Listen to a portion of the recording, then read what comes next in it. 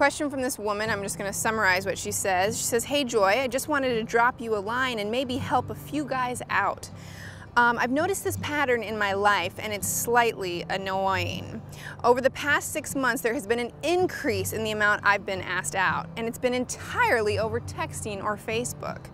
I know it can be difficult for a guy to approach a girl and that rejection is scary, but why like this? If a guy is lazy in the beginning of a relationship, there's a pretty big chance there won't be much improvement later on. So Joy, if you could pass this on to the men out there and give them a heads up that this is not what girls typically like to see, it might turn on a few light bulbs."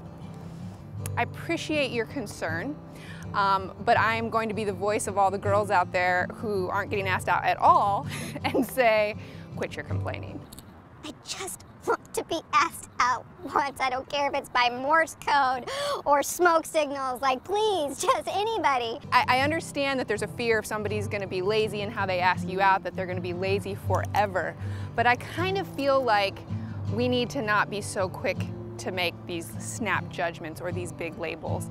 Because the reality is that maybe he's lazy, maybe he is, but just give him a second. I mean, there's this comedian that talks about when airplanes got in-flight internet, and it's like 10 minutes ago there wasn't in-flight internet. Then all of a sudden they announced, "It's here!" And then it went out, and the guy next to him was like, you know, and he's like, seriously? Seriously, dude? Like, it has to go to outer space and back. Like, just give it a second. And the way he says, just give it a second, always like rings in my head, like when I get frustrated with technology or get frustrated with traffic. And so I just want to encourage you as you approach these men, like, he might be lazy, but why don't you communicate with him first the way that you want to be communicated with and see if he responds and reciprocates. Maybe the last girl always texted him, so he doesn't know that you want something different. So if he doesn't follow suit when you're like, "Hey, just why don't you give me a call sometime?"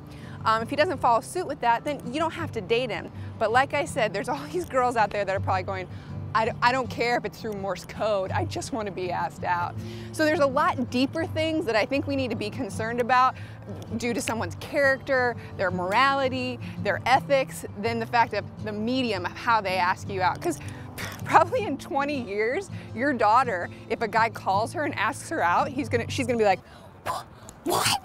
He called me? Like, does he want to marry me? you know, like she'll be so used to just texting that a guy calling her will freak her out.